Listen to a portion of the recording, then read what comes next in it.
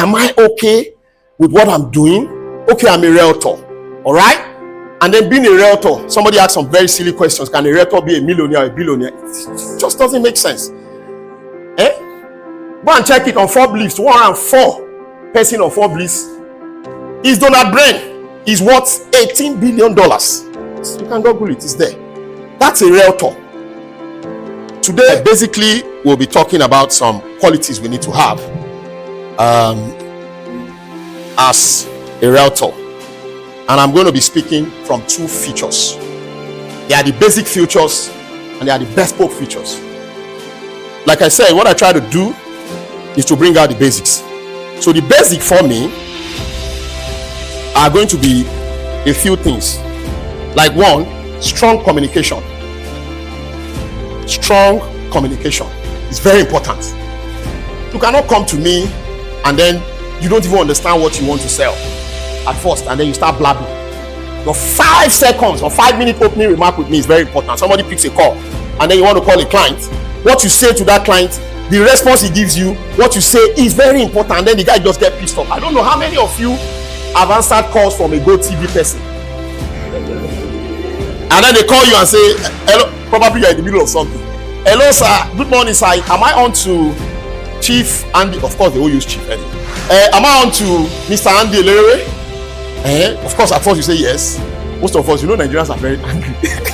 And then they're like, hey, yes you are. And then the next thing is that the person says, I'm calling from GoTV. Once he says that one like this, you're already getting angry. And then you'll be like, yes, because obviously you want to know whether he probably wants to give you a bonus or he wants to tell you about an information that can be good for you. So you still listen at that point.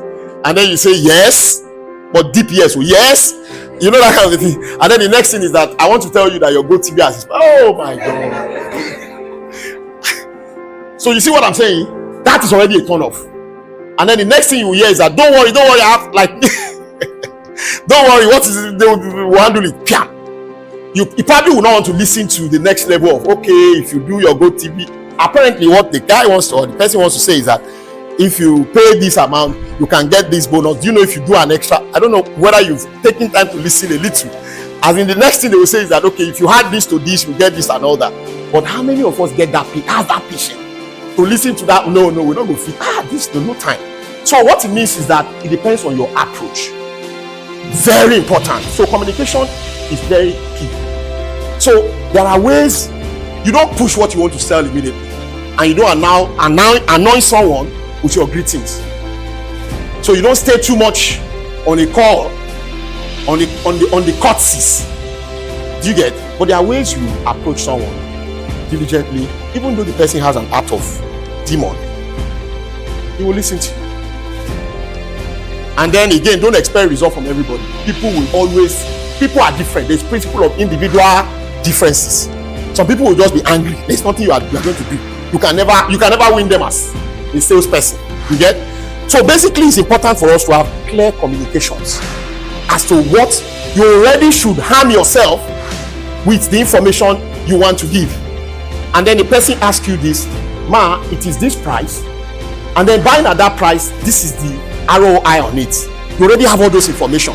And then the guy will be like, oh really? Yes, ma, you can make 40%. As we speak now, there's a 40% discount on it. I can get the thing to wherever you are. You don't need to, and you can also pay in installment. You don't have to pay one. So those things that he wants to hear, those things that nobody wants to hear, pay one for one off. Nobody wants to hear, those things that, first of all, your best should be the first. So in other words, your catchy point must come out first. Don't get me wrong, I'm not trying to teach you, but these are basics. These are basics that we all, when I say basics, as a master class, we ought to already know them. I'm still going to go to the best folks. The best folks are what I think that I have been able to put together that could evoke change and then cause some level of scale up that we're talking about. So, of course, still within the clear communication, we need to relationship building. It doesn't cost you anything to be nice now. Do you understand? It's important for you to be nice. Nobody wants somebody who is arrogant, who is just unnecessarily bully, and then you just call someone, I don't owe you anything. Do you get? You're not feeling me. Yeah, you could be whatever you want to be. I can bullshit you. Yes, you want to give me a good deal, You get it? But I'm sure you are not a Father Christmas. You are doing it because you also want to get something. So for you to be calling me for something, you want to get something. It's not courtesy. Don't come and tell me, oh, you are so nice that you don't know what to do. You just sit at home. Hey, let me call this man. Oh, let me give him. It's not possible now. Is it possible? So obviously, you have to be ready to be humble. Humility is very important. There are ways you pick your word, you speak with someone diligent. Even if the person shouts at you, at the end of the day, he will be embarrassed. You know, they say conscience is an open wound. Only truth can heal it. It's just you.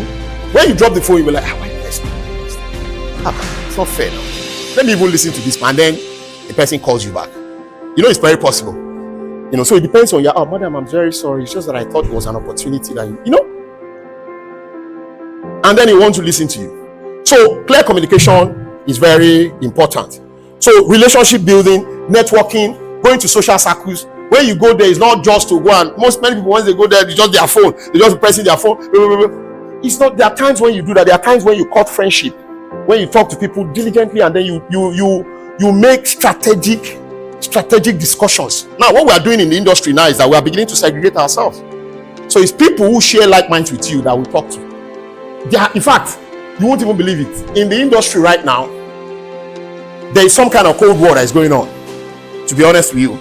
And then it's all about people who share your vision, people who understand where you want to get to, that you talk to. So you pick your what? Your network. It's important for you to pick your network. Those who share, don't come and be, you cannot be a friend to someone whose business is fashion design, and then you are a realtor, and then each time you talk, she talks about her hair, and then you talk about how you want. It's not going to blend. It's very important that you spend 60 to 70% of your time with people who share your vision. That's very important. So it's part of the clear communication. So real estate expertise and knowledge, that's also part of the basics. It's important now to know your local environment.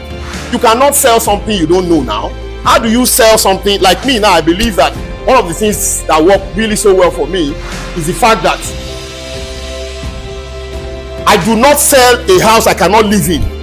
No, now I've had people who sell houses, they cannot live there. I can live in any of my estate, even the one I built before. People come and say, hey, thank you so much for what you have done. I cannot live, I cannot sell what I cannot buy. Anything you see me today that I cannot buy, I will not sell it. So it's important for you to have an in-depth knowledge of your environment. So what are the knowledge again too? Knowing the basic things. What is an RFO? The minister has been shouting, FCT has been saying, don't buy area council land. The land, and then you went and jumped into it. The onus is on you as the buyer or as an agent. If you are an agent, is acting on behalf of the buyer, isn't it? I was in the director's office yesterday, and then somebody brought a complaint. I just walked into the complaint, and then the coordinator, hey, okay, hi, this is one of their guys. He sat me down and said, look, listen to what this man is saying. What was he saying? He said somebody brought a landed document of a place that is already built. They already built it. They are living there. They apparently finished building early last year. They got approval, got everything, and then the person just suddenly recently, about 2 weeks ago, brought that is the owner of the land that they built on.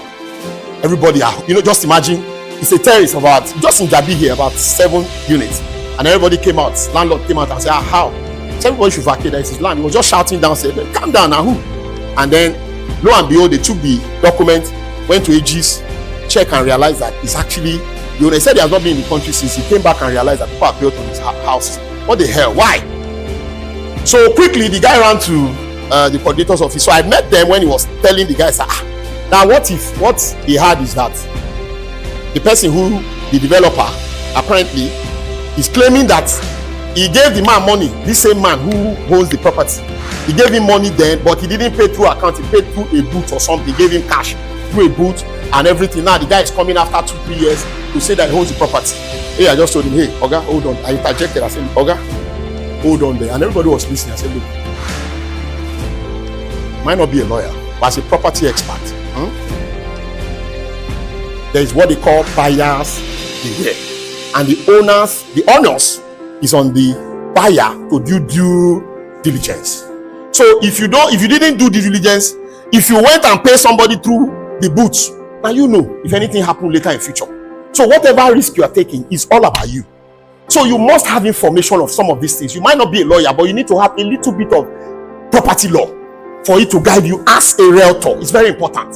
You don't have to be a barrister at law, somebody who goes, for litigations in property, no. But those basics, you must have seen an RFO before. You must have seen, now they are doing a new policies out there. Now once you get a land, the system automatically automates it. After 21 days, you must pay for yourself. If you don't, it automatically withdraws the paper from you. So if you see somebody now who has an allocation and is going up and down, you see the allocation, you are very happy with it. You don't know that 21 days after, probably didn't pay the ground rent and CFO. The bill that is on that line, you didn't pay it. The system inside has already automatically, so it's no longer about them sitting down to revoke it anymore.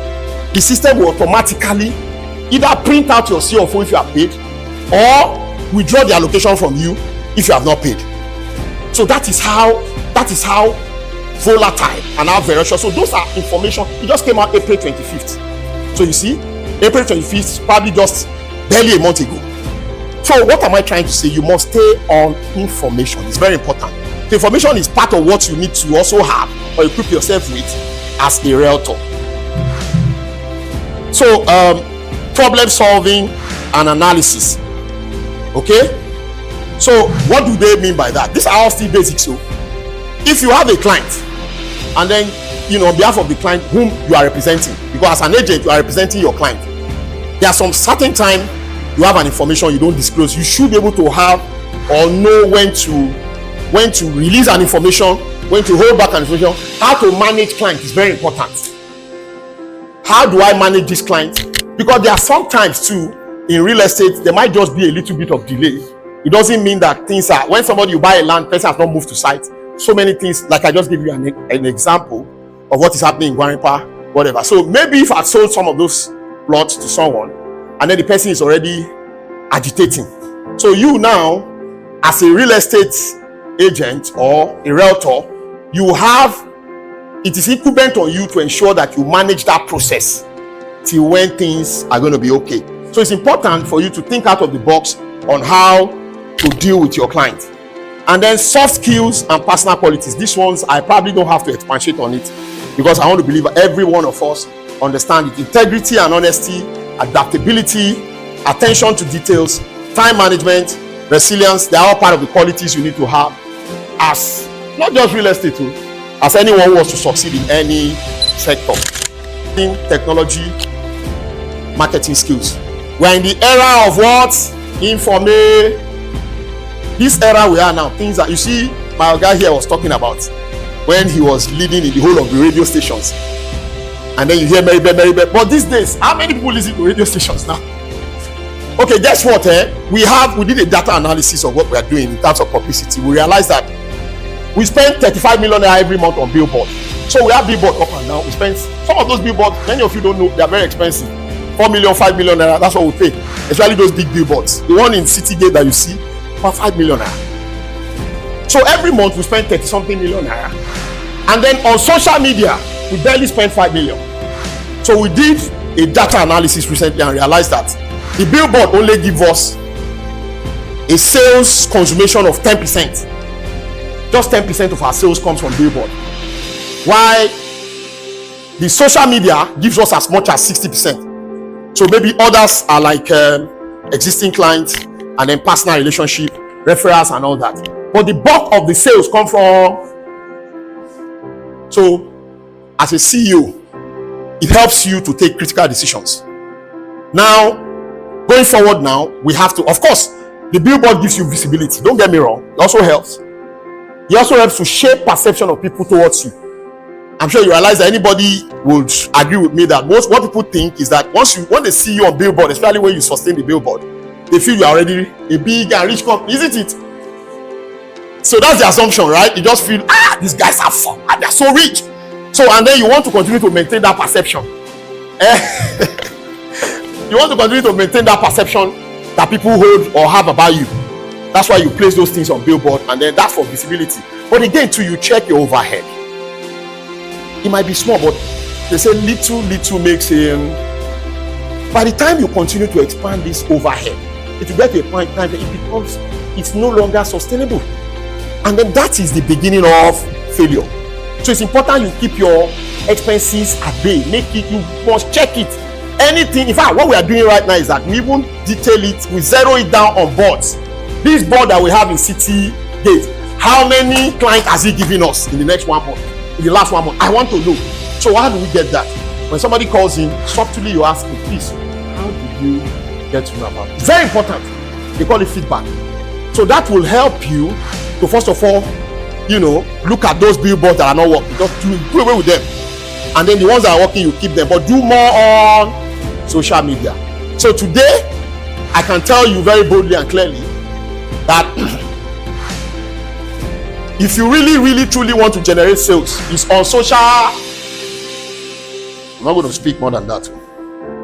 Now, lastly, that's the power of what? Using the social media and then information. It's called infotech, information in real estate and all that. It's very important for you to continue to stay on top of your game when it comes to that. So all those things I mentioned now are basic things that you need to know or you need to have for you to be able to succeed as a realtor, or not just a realtor, whatever business you are doing. Even as a developer, you need these things. Now let's talk about the best book. I'm going to start like this. Personal mindset. One of the basic problems we have is we are our first problem. To be honest with you, don't start thinking one woman in the village is doing you, or like most Africans would think, somebody somewhere who doesn't even know you, he has a remote control that is using to press a button, and then you go like this, you go like, even when you want to go like this, make you go like this. We are the greatest problem of ourselves, and that problem stems from mindset. What you think about yourself is what people will perceive you with.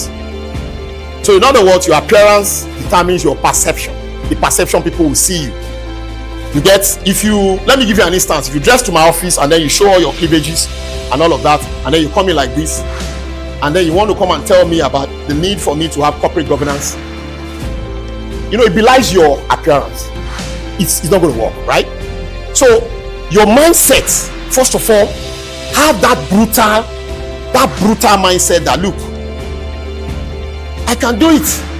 So you need to first of all get it into your head that whoever has done it hasn't done it because he's special in any way.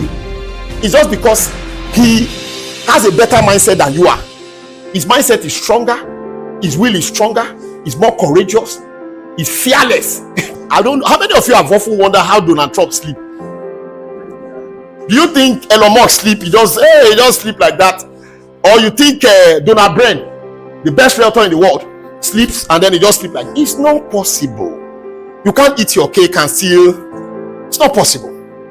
So you have to continue to think. For you to sustain your level, the level you have found yourself, the level you put yourself, it has to be constant thinking and thinking out of the box. It's very important. What do I do? The game keeps changing. You keep following the game because people are your friends because you have a value. The day you don't bring anything to the table, they stop being your friend. They will stop, first of all, start picking. They will not pick your call for a while.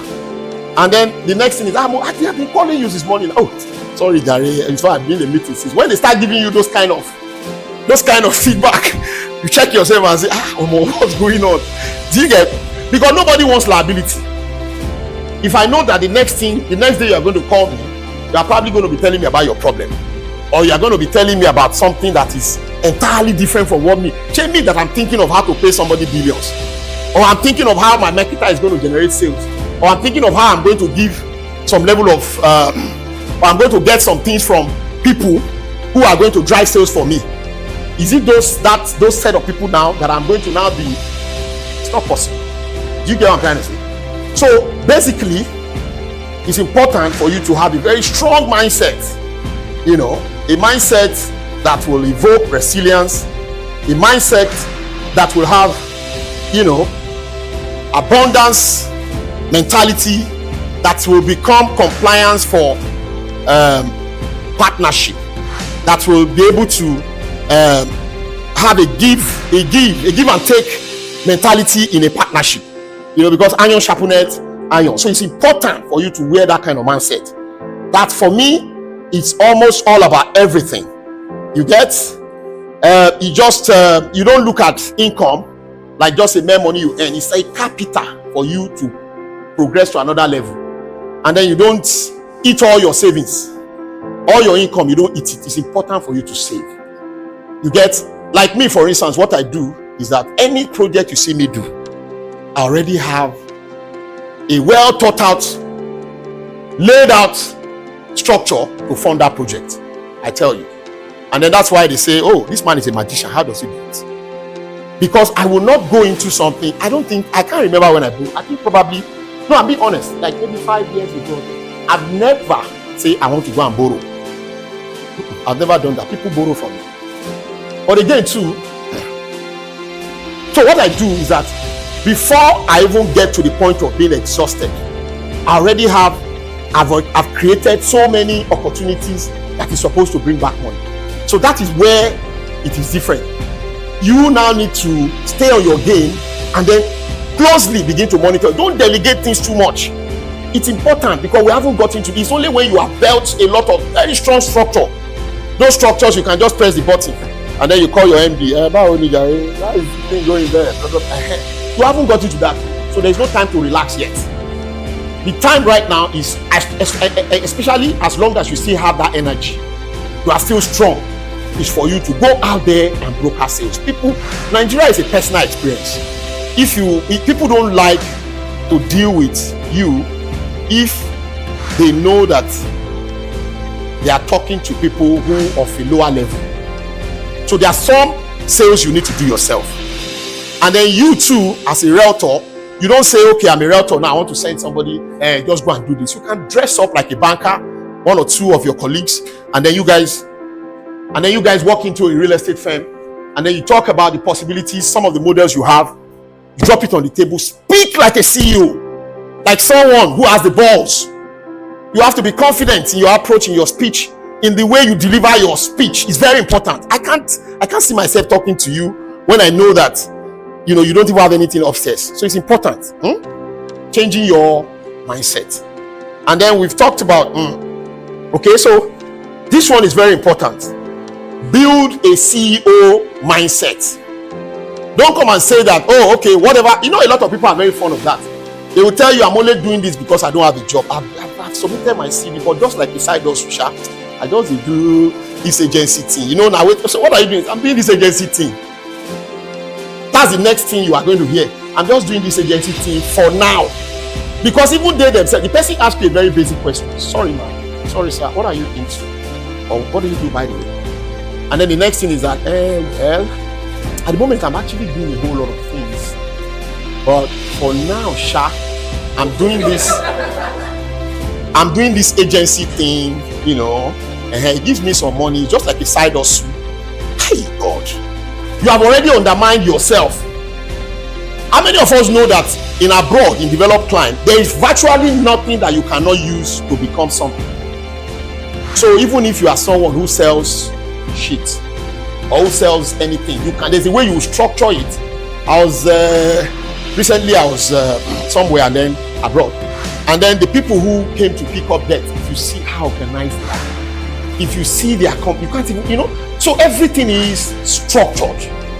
So you yourself, you must have that CEO mentality, that I'm a CEO. The fact that I don't have an office or I don't have somewhere I can sit, and then my secretary will come and say somebody, it doesn't matter yet. You can start from yourself. I'm not even saying from your house, from yourself. From your portfolio, you can start. All that matters. How many of us know that these days nobody even cares about your office or coming to you? Who cares these days? It's about what you want, what you can deliver to me. A lot of people you see online, they are nowhere. Most of those influencers, they are all of those things. I was shocked one day. I saw something that they created. It looks like a plane. And then somebody sat in there. He was just taking his, And then at the end of the day, when I saw the other side of it, I realized that it's just a photo shoot. So it's a make-believe. It is how I tell you I will never have believed. If the person has snapped that picture to me that I'm coming to you soon, but I came up with it. Somebody broke a deal with me, and then he was telling me in Lagos that I should give him I should provide his logistics to come. So I was now thinking, okay, highest now business class, shey, and we'll send you business class, probably with your PA, and okay, we'll just do $1 million or $2 million to you for me. I said, no, I don't fly business class, it's PJ that I fly. Yeah. This thing is not a joke. Oh. And then I was like, Shegu, what do you mean? Yes, so it's PJ. Why can you be talking like this now? As in, I will now be in a business class. I go, yeah, I said, okay. So I said, okay, let me not be in a hurry. I said, okay, so how much is the PJ now? If you are coming to Abuja and going back, it's not. It's about it's just $10,000. I quickly did calculate 16 million. Shegu machine. 15 million only so. And then the next thing is that Shegu no machine. What we are going to do is we'll buy the whole roll of business class. The two here and then the two at the back for you. And then he was laughing and said, look, you don't understand what I thought it was a joke. Lo and behold, I didn't pay anything, even the business class, because he kept refusing the business class.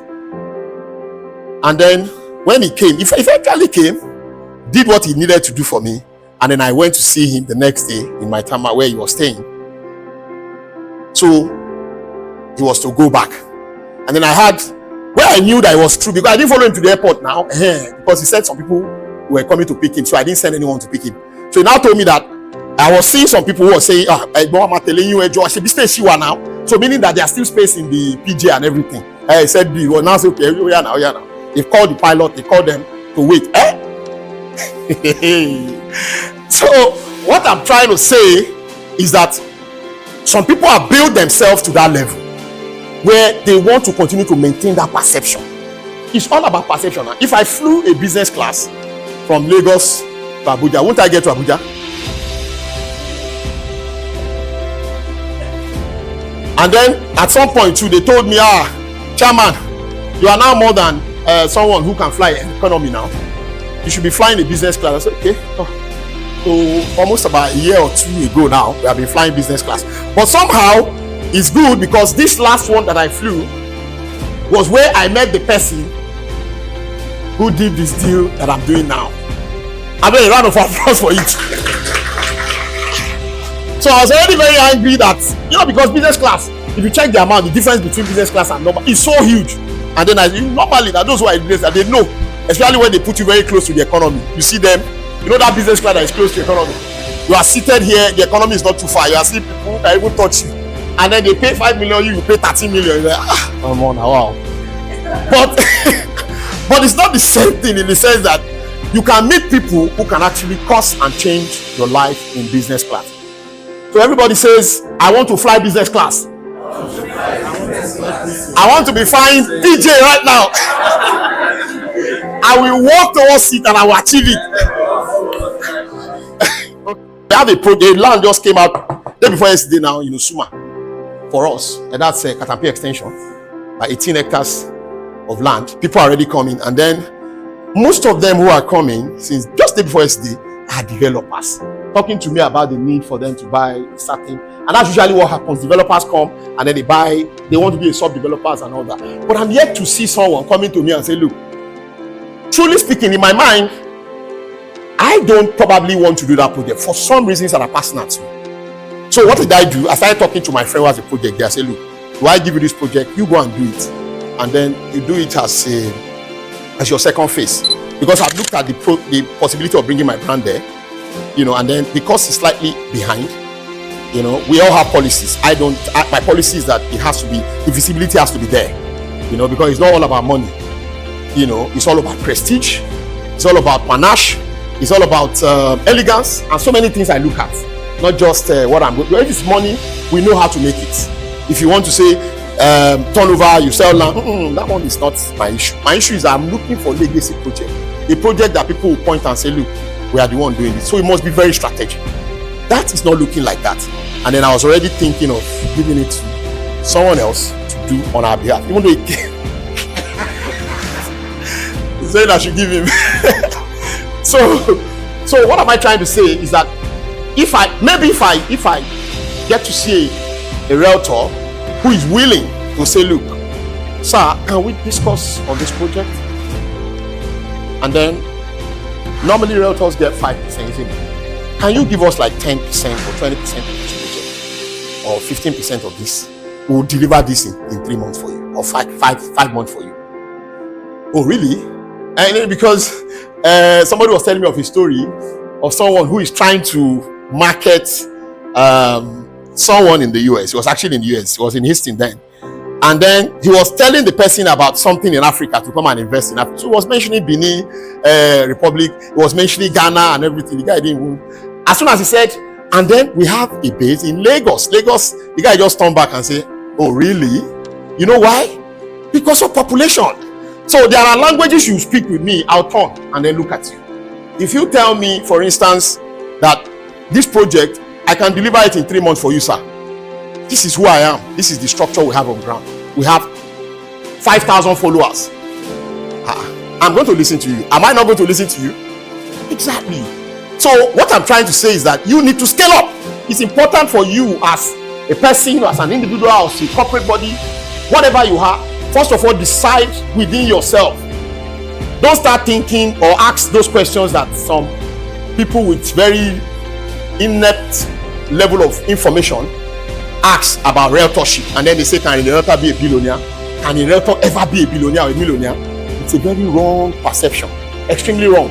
A realtor can even decide who a developer is or what a developer wants to be.